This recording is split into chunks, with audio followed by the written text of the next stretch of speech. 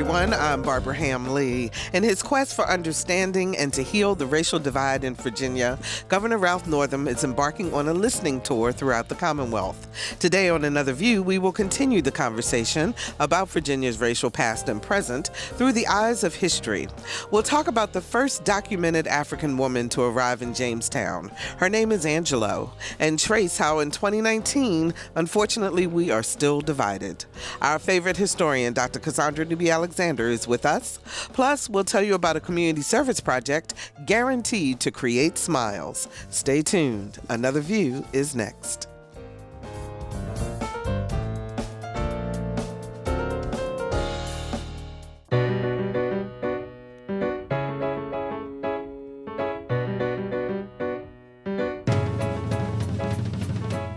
Discussing today's topics from an African American perspective, this is Another View. Hello, everyone, and welcome to Another View. I'm Barbara Ham Lee. We have a jam-packed show today, including a discussion about race through a historical lens. But first, we welcome Sheila Cobb to Another View to tell us about a special project provided by the Norfolk chapter of the Links Incorporated. Hello, Sheila. How are you? Oh, you're very, very welcome. So tell me about this event that's going on the 23rd of February. Well, 22nd, I'm sorry. Well, 22nd of February. 22nd of February is Saturday. We're having from 9 a.m. to 1 p.m. at the Southside STEM Academy. It's Pediatric Dental Month. February is American Heart Healthy Month, Black History Month, as well as Pediatric Dental Health Month. And the Norfolk, Virginia chapter of the Links will be having, in collaboration with the Colgate-Palmolive Company, the actual Colgate Dental Van here with us in Norfolk at the Southside STEM Academy, whereby many of the youth that have already had parentally signed consent forms will actually undergo oral pediatric dental screenings by our well-informed and well-equipped professionals, dentists, dental hygienists, as well as other dental professionals who will be actually providing these in this collaborative event. Mm-hmm. And these are volunteered. The dental professionals are actually volunteering their time? This is so true, Barbara. They're volunteering their time. The dentists and dental hygienists are volunteering their time to assist us in this community outreach program. That's fantastic. So can any child just show up between 9 and 2, or do you have to have already been screened previously? Generally, it's already a prior screening. We ensure that the parents are well informed and that they have signed a parental consent form prior to the event, so that the parents are well informed and had given their green light go that their child can be a part of this. Mm-hmm. Why is it so important for children to make sure that they have their teeth checked on a regular basis? Well, Barbara, you and I both know, as well as the Hampton Roads public, that dental health is now being directly linked with, or at least and correlated with, our heart health, our stroke health awareness, as well as our overall health. And so it's so important at an earlier age to implement these type of, I call heart healthy as well as dental healthy habits, so we can actually have more of a proactive means of addressing and preventing any of the concerns related to this. Oh, okay. And before I let you go, just tell me about the Norfolk chapter of the Links Incorporated. Who are the Links? Well, the Norfolk chapter of the Links Incorporated is a part of the Links Incorporated that was founded in 1946. The Norfolk chapter was founded just 6 years short of that in 1952. Mm-hmm. And the overall membership consists of over 15,000 professional women of color and 288 chapters. They're located in 42 of the United States, the District of Columbia, the Commonwealth of the Bahamas, and just recently in the United Kingdom, we actually had our London chapter. Oh. So it's one of the largest and oldest volunteer service organizations of women who are actually trying to enrich and sustain and ensure the culture and economic survival of many of our African Americans and African American communities. Oh, okay. So you're going to be at the Southside Academy, the STEM Academy in Compostela on next Friday. And then next Saturday, there's an event at Chrysler. Very quickly, tell us about that. So true, Barbara. On Saturday from, believe it or not, 11 a.m. until 4:30 p.m., we're actually in collaboration with the Chrysler, whereby we're actually celebrating creating an artful extravaganza. We have there's a movie feature regarding photography on the social emergence of African Americans through photography, as well as we're looking at oil, glass, and all the other different artful mediums at the Chrysler. We invite all to attend, and you must register at Eventbrite by registering at our link. And by all means, you can visit our website, which is www.norfolklinksinc.org. Okay. Sheila Cobb, thank you so very much for joining us here on Another View, and we wish you guys the very best next week. Take care. Thank you so much, Barbara, and thank you for having us. You're very welcome. Bye-bye now. So it's been a mind-boggling few weeks as the top 3 leaders in the Commonwealth of Virginia find themselves in racial and sexual hot water. Governor Ralph Northam and Attorney General Mark Herring both admitting to wearing blackface in the 80s. Lieutenant Governor Justin Fairfax accused of sexual assault and rape by 2 different women. How in the world did we get here? And how can we move forward? There's a historical perspective. And joining me is Dr. Cassandra Newby-Alexander, historian, our favorite historian, and Dean of the College of Liberal Arts at Norfolk State University. Hey, Cassandra. Hello, Barbara. How are you? I am fine, and I'm excited to be here. Absolutely. Now, I will tell folks that we decided to kind of frame this conversation around a big exhibit that's going on at Jamestown Settlement, and it's called After Angelo. Angelo was the first documented African woman to be in English North America.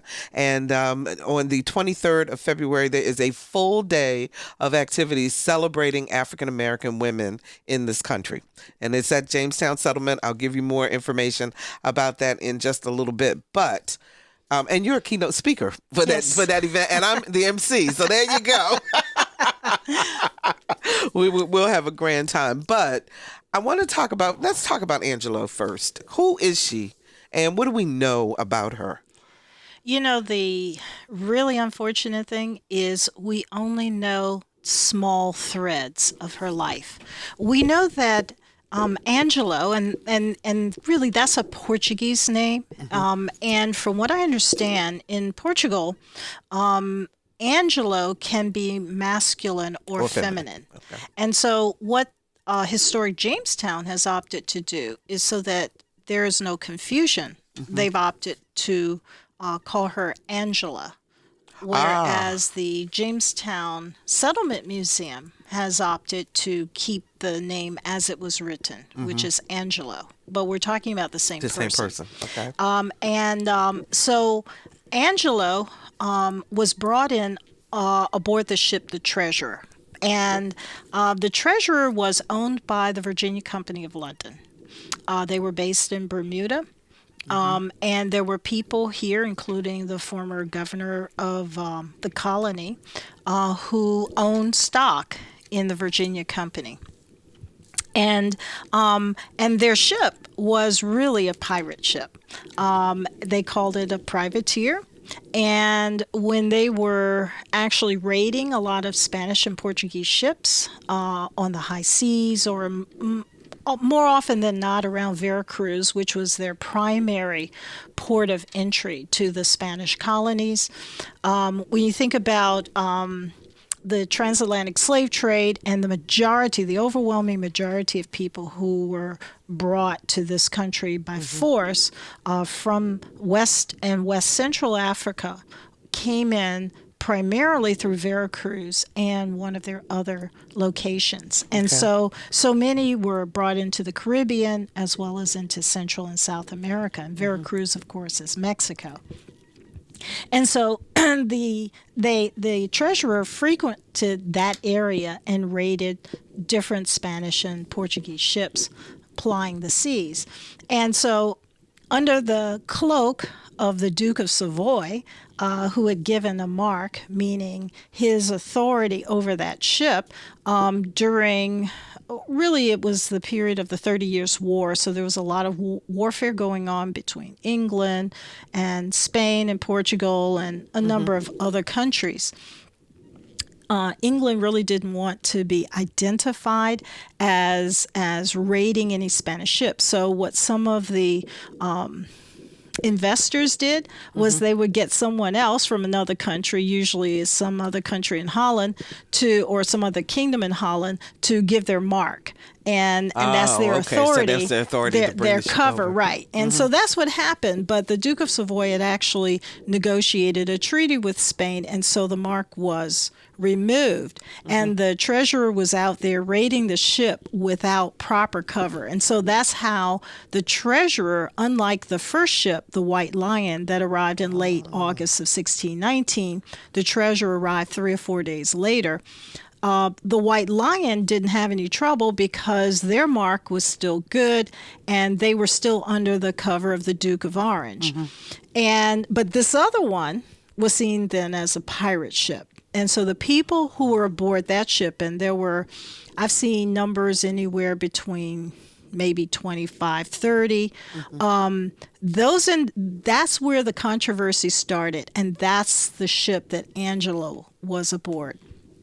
She was originally from the area of Angola that we call the Kingdom of Ndongo. Okay. She was probably from one of the cities in that kingdom, and the kingdom had been controlled by a woman called Queen Nzinga.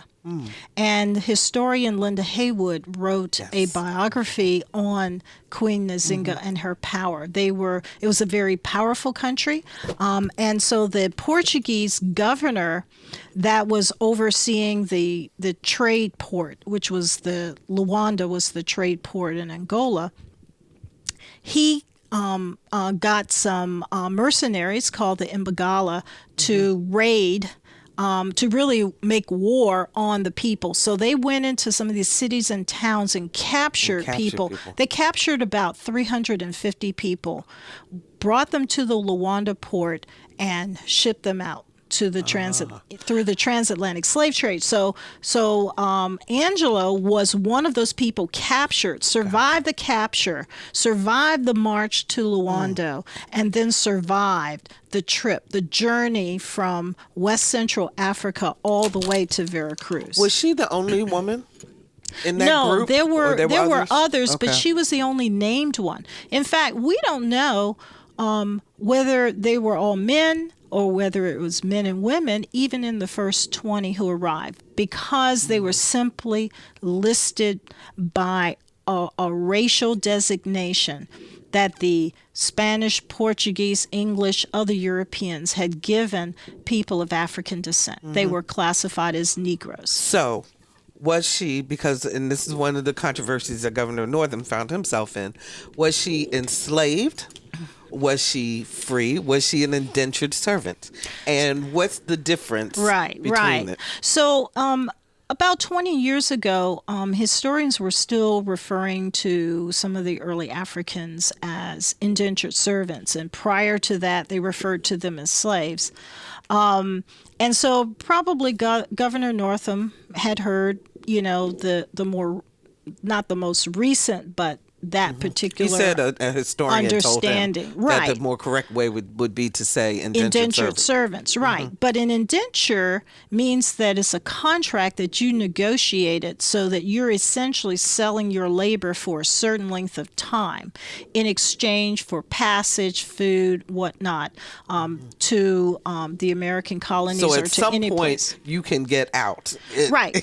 and become free. Right, because person. you negotiated it. But the people who were kidnapped, taken from their towns and cities and villages and forced into slavery, had no choices, and then they were sold as slaves. Now, the issue really is that in Virginia, in the Jamestown colony that was also at that time starting to be called Virginia, there was no rule, policy, law, or anything governing slavery.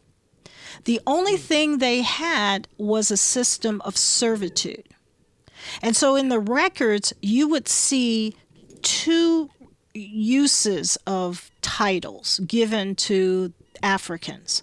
Sometimes you would see them listed as Negro servants, and sometimes they would say their name, usually only their first name, and then say Negro woman or Negro man.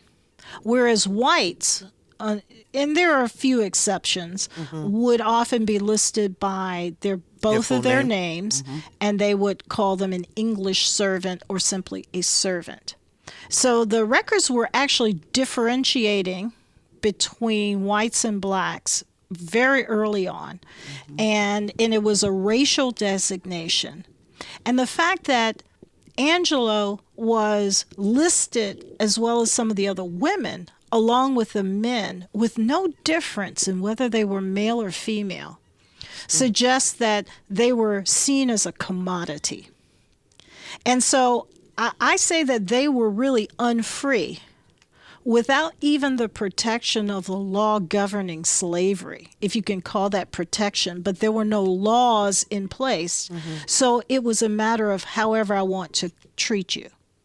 And we would begin to see the evolution of slave laws through first the courts, and then eventually by the 1640s, we would start seeing laws that were clearly letting you know that the way that these individuals were being seen was for the most part as enslaved people. Now, we know that women, single women, were courted to come to the settlement to basically create a society there. Right. But Angelo and other African women were not included in that group, were they? That wasn't their purpose. Right. Well, starting in 1607 with the creation of the Jamestown settlement and then colony, you would see this concern being raised occasionally by officials that the Englishmen were intermingling with the native women, and that the population was becoming increasingly mixed. And the concern was that they wanted an English population to inhabit the colony, especially when it was clear that the colony would survive.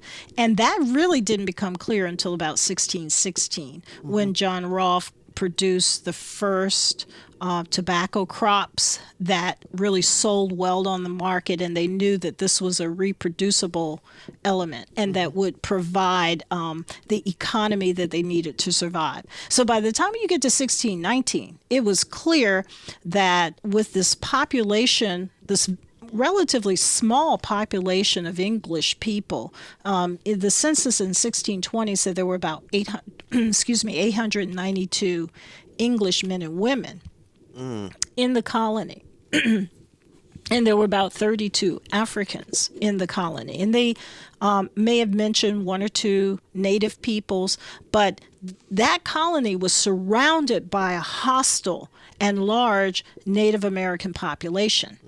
And unfortunately, the way we tell it in history books, it was as if once Pocahontas died, all the Indians disappeared. Right. They were evaporated out of existence. And and then maybe a little bit quickly, we had the Indian Wars in 1622. And then after that was over, the rest evaporated. And we know that was not the case. Now, they were devastated by diseases. They were devastated by warfare. But for a good portion of that colonial period, Native peoples were a hostile and dominant population surrounding the English populations, these pockets of populations. And so this idea of having a large and growing English population was of concern to the leadership. And they wanted to stop all the intermingling going on between the Englishmen and the native women. And so there was a call made out to recruit marriageable white women to come in and really grow through natural reproduction the white population. And so there was concern that they were going to be overwhelmed by these other people, these brown people, these black people around them. And in so many ways, a lot of the discussion that we hear today with the border wall and immigration, it harkens back 400 years to the same time period, the same concern that we're surrounded by a hostile other population, and we must protect ourselves by either, now, of course, we talk about walls, border walls, but somehow we must protect ourselves and consolidate our forces to make sure that our population remains large, robust, and growing while we minimize the populations of people that we consider to be the others. 440-2665 or 1-800-940-2240. Those are the numbers to call to join our conversation. We're talking about Angelo, the first documented African woman to come to Jamestown settlement, and also how it reflects what we're dealing with today in terms, and we're going to get to that shortly. But so tell us some of the laws then, Cassandra, that were created as you went on in time that kind of shape how we look at women and how we look at people of color, or Black people in particular, based on what was going on way back when. So, I want to just quickly finish talking a little bit about Angelo. Okay. Because Angelo, when she was forcibly brought here, and recent historians have been arguing that the treasure, that there were actual Africans, maybe about 10, taken off at that time in 1619. Around in the Kicquetan area, which is where that was an Indian village at that time, but it's now Hampton, downtown Hampton, that she was taken off the ship at that time and sold or given to the leadership. And, the same thing happened with the first 20. And the leadership included a man who actually met the White Lion when it arrived at Old Point Comfort, along with John Rolfe, and that was William Pierce, Captain William Pierce.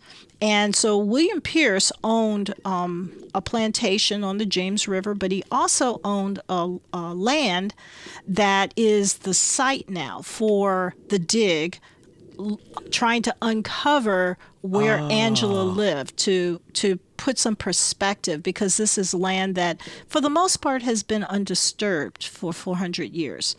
And so Pierce had so many acres. It was something like 10 acres there. And his wife had a garden, and in the records it says that Angelo worked the garden and kept the pigs, because he had pigs on that plot.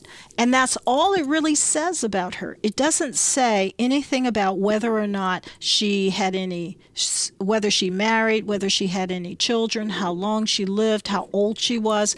It gives us no information about that. But the archaeologists who've been working on that site have uncovered 3 graves. And I believe that she's in one of those 3 graves, because it is at the level of what might have been 400 years ago. And if they do open up those graves, and the Park Service doesn't have the authority to open them up, that has to come from the community to request that. If we find that out, then we will find out exactly what her ethnicity was, how old she was when she died, what she died of, what she ate, whether she had any children. We would find information that we don't have so that we can restore her humanity. Do we know how old she was?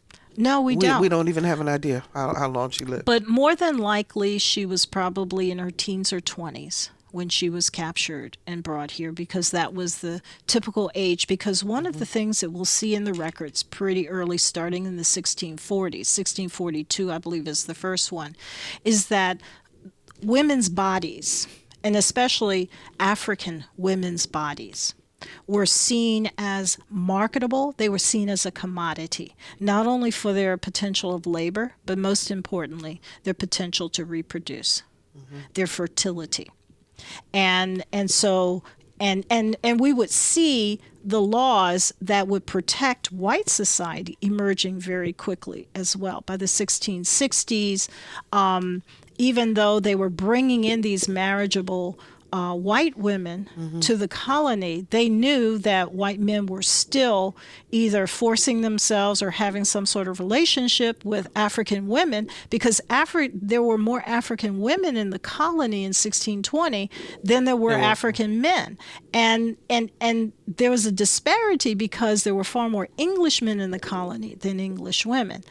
And so African women's bodies were probably used in a way that, of course, obliterated their choice, and they were probably used for their sexual value as well as their reproduction value and their labor. So when that happened, did they also continue to categorize their children Well, as black? Well, what is interesting is there was a case in the 1650s, a woman by the name of Elizabeth Key. Her father was a white, prominent Englishman, and her mother was an African woman who was probably seen as enslaved. She sued. She sued the state or the colony, and it was called a freedom suit. And her argument was twofold: that she was a Christian, and according to English law, you cannot enslave a Christian. And secondly, that her father was a free man and a free man of high standing. The courts said, well, black people really can't be Christians because that was the belief system in English society at that time. But because her father was a prominent free man, they said that they would free her based on that. Shortly after that case was decided, the legislature passed a law saying that the status of a Negro child would follow that of the Negro mother, while the status of an English child would continue to follow that of the father. In making sure that they stayed enslaved. Yes. If you're just joining us, we're talking about racism, sexism, and healing through the lens of history with historian Dr. Cassandra Newby-Alexander, Dean of the College of Liberal Arts at Norfolk State University. To join our conversation, call 440-2665 or 1-800-940-2240. What are the questions that you have about what has happened in the past 400 years of our existence that continue to make us separate today? 440-2665 or 1-800-940-2240. Marie joins us from Norfolk. Hi, Marie. You're on the air. Hello. How are you today? We're fine. I'm interested in after Angelo event, Dr. Cassandra Newby-Alexander. I know she's going to be the keynote speaker. I know he'll be doing the morning ceremony. And I wanted to know more about the entertainment that's going to be there as well, because I heard Dr. Newby-Alexander talking about Veracruz was the landing place, and so I wasn't sure if that inspired the type of entertainment they're having that day as well, or how that connects. Okay, I will be telling the rest of the information in terms of what's going to be going on. So let me give you this information now. Thanks for your call, Marie. We appreciate it. So it starts at 10 a.m. at the Robbins Foundation Theater, and we will have Dr. Cassandra Newby-Alexander at 11 as the keynote speaker. And then right after that will be a panel discussion from noon until 1, where panelists will explore reinterpreting history through the lives and eyes of Black women, with an opportunity for audience participation and question and answer. Throughout the day, the live entertainment in the Rotunda features performances by Time for Two violin and cello duo, Clavis Llanados Dance Collective, and Masahara Effect featuring vocalist Kristen Merritt. In the Great Hall, there will be storytelling and character portrayals and historical interpretations, and also face painting and crafts and games. So it's something for everyone and everyone is invited. It's at the Jamestown Settlement, and it is also an opportunity to see the exhibit Tenacity, Women in Jamestown and Early Virginia special exhibition. And you can call 757-253-4838 to find out more information, or you can also go online to Jamestown Settlement. I think its history is fun, I believe is the, let me see if I can find that very, very quickly. We'll find out the right website for you to go to, but those are the activities that will be going on the 23rd. It's a full day, and then that evening there will be jazz and blues starting at 6 p.m. And it will feature Liz Montgomery and the Jazz Trio at 7 p.m. and Jackie Scott and the House Wreckers from 8:30 until 10 p.m., both at the Robbins Foundation Theater. And those tickets you can get and also on the website, and we will find out that website as soon as I can locate it. So in the meantime, let's bring the conversation forward then, because as you said, one of the laws was to change the lineage so that it followed the mother for Black children. What other ways were women and Blacks then affected as we roll forward, as we look at what we're dealing with today with our governmental leaders and the whole blackface and all of the sexual accusations and all of that? You and I were talking just prior to the show, and you looked at an arc. You said it kind of looks like it's come full circle in a sense. 400 years from 1619, now we're in 2019, is an interesting time period because it not only allows you to reflect what started at that point, but it takes human society a long time to really come full circle in a way that will allow you to have some perspective. And so we have some perspective now, and that is that race became a very important issue starting in 1619 in the Jamestown. It started from the very beginning. Yes, it started at that point. They were brought in a way that was very much racialized. And from that point on, we have seen the continuation of race dominating the public policy in American society, and the public policy being supported by the laws, being supported by the social conditions, and also being supported by our economic setup.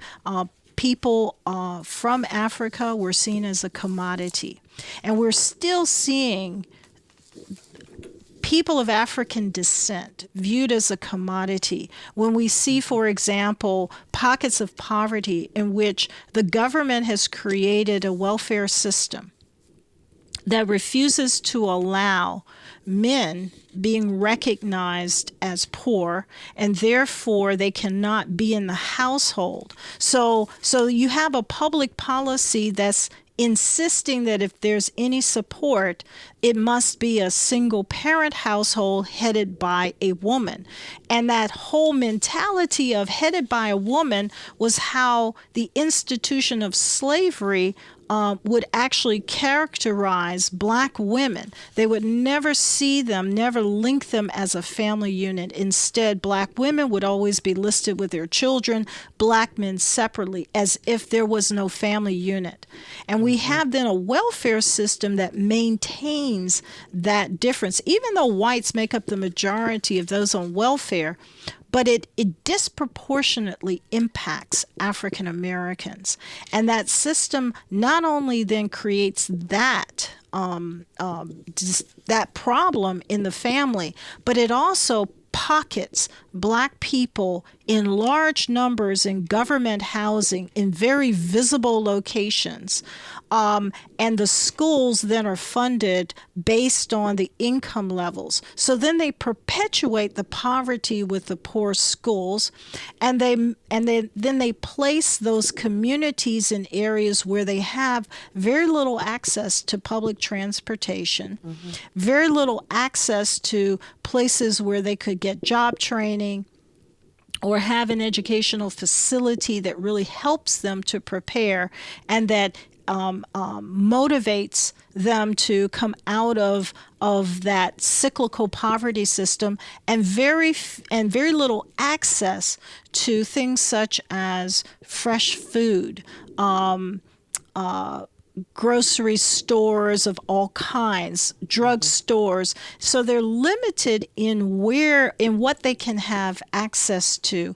Which is the same thing they did with people of color when they first came over. Yes. So this brings up the point of why studying institutional racism is so important to understanding the whole issue of race and race relations. Right. And so when I hear people saying, well, I'm not a racist, first of all, it's irrelevant whether you are or are not a racist. If you've refused to recognize that there are racial policies in place, and that these impede progress, and that they are designed to be obstacles, then whether or not you personally admit it is no issue. What is really at issue is when we have politicians who refuse to acknowledge that it is part of our public policy. And this is where institutionalized racism becomes most dangerous, because it is inculcated into the very fabric of our public policy.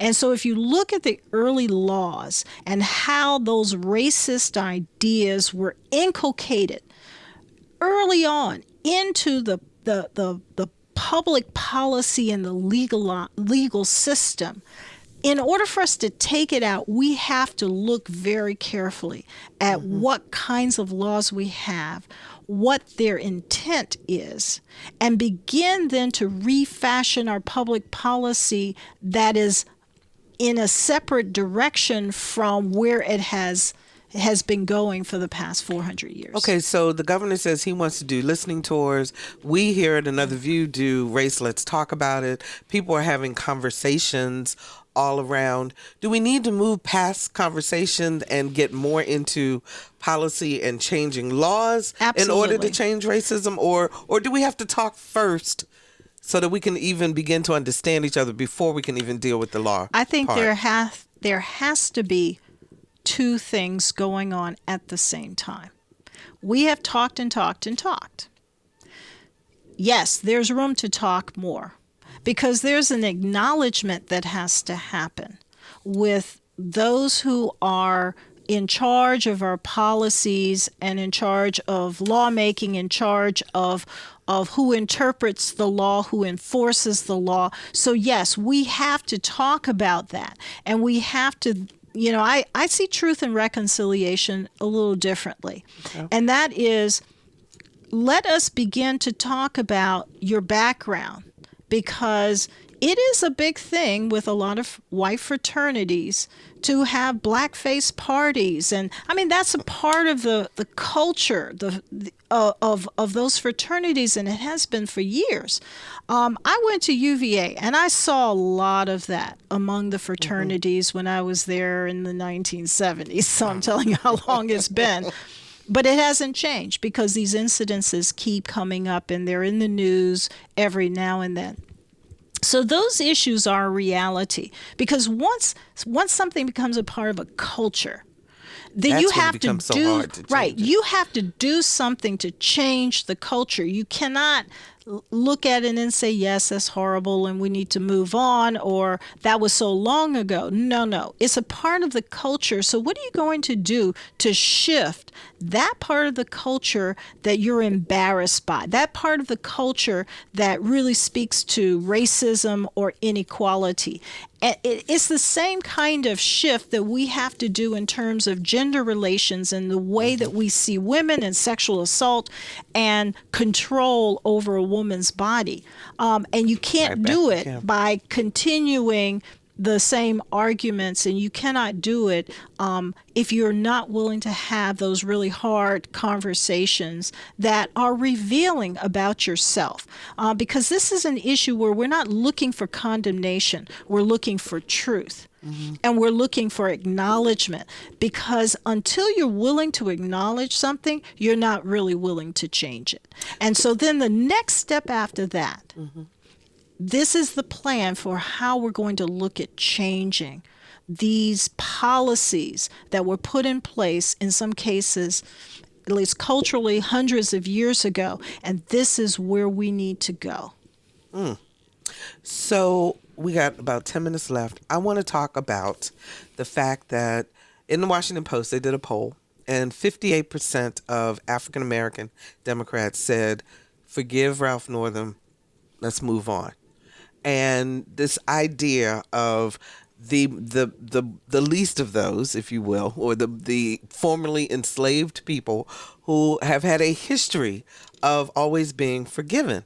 I want to play a tape of, this is 4 different people listening to them giving their, 4 different legislators, by the way, giving their opinion about whether or not he should resign.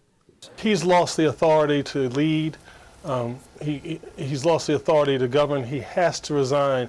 It's in the best interest of the Commonwealth. It's in the best interest of the party. Slavery was commonplace. That doesn't make it right. Massive resistance was commonplace. That doesn't make it right. Jim Crow was commonplace. That didn't make it right. And so too, if blackface was commonplace in 1984, that doesn't make it right. And Ralph should have known better. So I am of a different opinion. And I believe that all three of them need to continue to serve. And I think that we need to figure out a way to move forward with that true conversation on race and reconciliation. Because none of us should be shocked, no matter how old or young we are, that the conversation on race has not gone anywhere. He was completely disingenuous when he talked about he didn't understand this in 1984 and that this was commonplace. He's basically saying that he participated in it, and especially when he described the time that he did the Michael Jackson impression. He even acted at the press conference like he was willing to moonwalk until his wife stopped him, which shows that he still does not understand the seriousness of his actions. We have evaluated the governor's past performance, and we have known him and choose to forgive. Now, that was Representative A. Donald McEachin, Democrat from Virginia, Don Hester, one of our roundtable pundits and the treasurer of the city of Norfolk, Representative Karen Bass, a Democrat from California, and Henry Chuck Richardson, former Richmond city councilman. You know, different perspectives, but overall, we tend to be a forgiving people. Why? I mean, if anybody has the right to be angry or to be non-forgiving, you would think that the folks who have suffered the most would feel that way. What are your thoughts?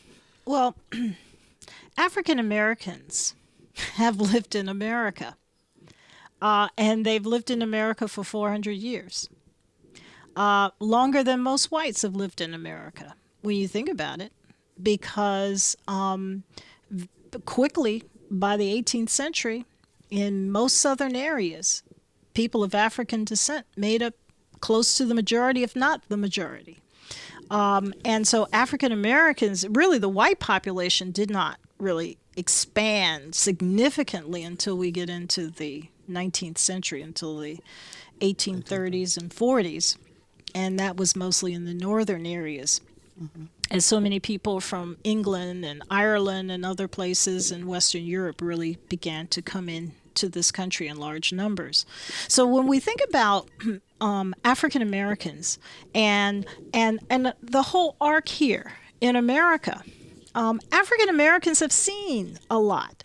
I go back to, I've seen rivers, the spiritual and even the poem. When you think about what we have seen, the racism, Lyndon Johnson, for example, who frequently used the N-word, and yet Lyndon Johnson was a person who was willing to take a stand that caused a lot of the white Southern Democrats to peel away from the Democratic Party, and he knew that. In fact, when he signed the 1964 Civil Rights Act, he said this probably is the act of one of the last Democratic presidents in this country, Southern Democratic presidents. And so he understood what needed to happen, and African Americans were willing to work with him, even knowing his racism. So this idea that black people are surprised that whites have racist ideas, racist behaviors going on, I don't know of too many African Americans who are really surprised by that, because we live in America. I think that if we start being honest as a people, then we can move forward. And if that honesty includes bigotry, if it includes hate, be honest with it. I always tell people, just embrace your inner bigot. If that's how you feel, stop trying to pretend that you're something else. Because I can deal with an honest person. It's a dishonest person we can't have a conversation with, because I don't really know who you are. If we're going to move forward as a nation, we have to start being honest with each other. Someone on Facebook wanted to send a question saying, can we have this conversation without making people uncomfortable? No, we can't. And I say that because honesty does really make you feel uncomfortable when you have feelings that perhaps you think you should be ashamed of, or that you think will hurt someone else, or that you see another person as somehow less than you. Then something inside of you knows maybe that's wrong and you feel uncomfortable about that. But I always remind people when I'm talking historically, unless you've got a secret to share, you weren't alive during that period. So there's no reason you should feel guilty about what happened in the past. And because people have had a tendency to personalize the past and to use that past. Yeah, because one of the things they'll say is, well, I wasn't there. I didn't have slaves. I didn't do this. I didn't do that. Right. But it's understanding what happened. It's not about whether you did it personally. Right. There's this idea that we can't choose who we're related to. And so just because you have some family members who did some things that you're ashamed of doesn't mean that you should deny that. We'll have to continue this conversation next Friday on next Saturday, rather, the 23rd of February. If you want more information, you can go to historyisfun.org/African American Heritage. Yes, historyisfun.org. Go there. You'll find out all the information for After Angelo, and we'll be right back.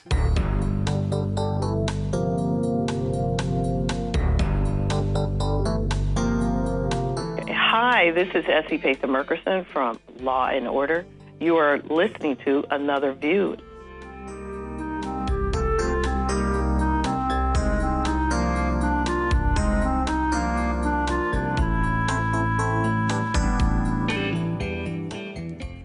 Ooh, so much going on in the show today. We've got so many different activities, and we hope that you will take advantage of many of them.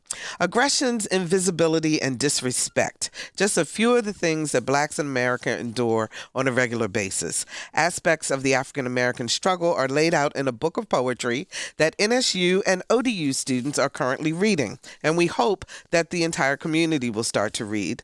The book is Claudia Rankine's Citizen, and this big read is in anticipation of her upcoming visit as part of ODU's presidential lecture series. Our Lisa Godley gives us an inside look at Citizen and the lessons it inspires.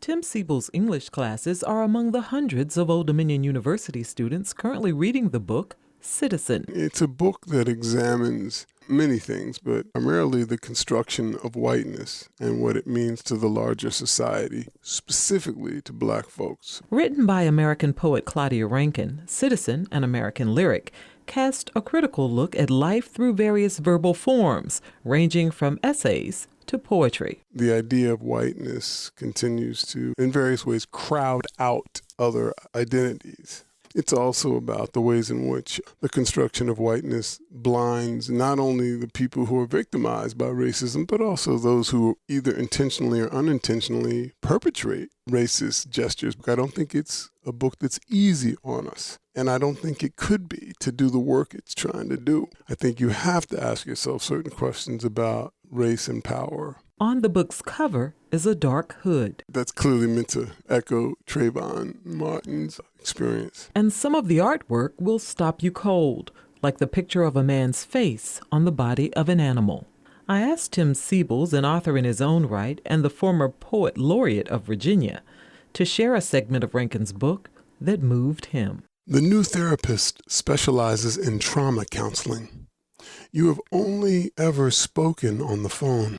Her house has a side gate that leads to a back entrance she uses for patients. You walk down a path bordered on both sides with deer grass and rosemary to the gate, which turns out to be locked. At the front door, the bell is a small round disc that you press firmly. When the door finally opens, the woman standing there yells at the top of her lungs, "Get away from my house! What are you doing in my yard?" It's as if a wounded Doberman Pinscher or a German Shepherd has gained the power of speech. And though you back up a few steps, you manage to tell her you have an appointment. "You have an appointment?" she spits back. Then she pauses. Everything pauses. "Oh," she says, followed by, "Oh, yes, that's right. I'm sorry." I'm so sorry. So sorry. The book looks at the assumptions people make about Black and brown people and how those assumptions aren't just hurtful, but can lead to tragic ends. There have been a few instances where that very occasion has resulted in the death or wounding of somebody just because they knocked on the door and the person behind the door was threatened just because the person was Black. Siebel says the idea behind getting the students to participate in this mass reading is to invite people who would probably prefer to avoid the complexity of race involved in discussions about it. The idea is, at the very least, the students would begin to think seriously about what does it mean to be a citizen in this country, given the racial dynamics that our history has brought into being. Since its release in 2014, Citizen has racked up numerous awards, including the National Book Critics Circle Award in Poetry. And Citizen is also the only poetry book to be on the New York Times bestseller list for nonfiction. It's an engaging read, one that Tim Siebels hopes will spark change. Even if a student doesn't have the same sense of this book that I might, for example, at least it plants a seed in their minds that will allow them, if they're interested, and I hope the vast majority of them will be, if they're interested in figuring out a better way to make America work, this book at least plants the seed of wonder, and hopefully they begin to imagine themselves, be they white or Black or brown or in the whatever part of the spectrum they belong to, they begin to maybe see themselves somewhat differently in relation to other people. For Another View, I'm Lisa Godley. Now, Claudia Rankin will be on ODU's campus next Thursday, February 21st at 7 p.m. in the Big Blue Room at the Ted Constant Center. The lecture is free and open to the public, but seating is limited and tickets are required. Tickets are available at oduartstix.com. And before I go, let me quickly tell you about two plays presented by the Norfolk State University Theater Company. This Saturday and Sunday, February 16 and 17, the production of Once on This Island, a musical transformation of Hans Christian Andersen's classic tale, The Little Mermaid. It's at the NSU Brown Hall Main Stage Theater on campus. And tonight through Sunday night, it's Choir Boy. This play is infused with spirit and music of glorious gospel spirituals. Performances of Choir Boy are at the Attucks Theater. For tickets to both performances, call 757-823-9009 and press number 5. Both of these theatrical productions are a part of the inaugural Norfolk Theater Festival and the Attucks Centennial Celebration. Next week on Another View, for many it's a joyful occasion to discover being pregnant, but for African American women, it could literally mean death. Why is childbirth so dangerous for Black women? That's coming up on our next Another View on health. And let me remind you one more time, if you'd like to come hear Dr. Cassandra Newby-Alexander as the keynote speaker at After Angelo, celebrating Black women in America. And I would sure love to see you there also as the MC. There's all kinds of events going on all day. Go to historyisfun.org/African American Heritage. Our theme music was composed and performed by Jay Sennett. Lisa Godley is our show producer, and he's back, at least for today. Victor Bowen is our audio engineer. Jimmy Cooper answered our phones. I'm Barbara Hamley. Thank you so very much for listening to Another View.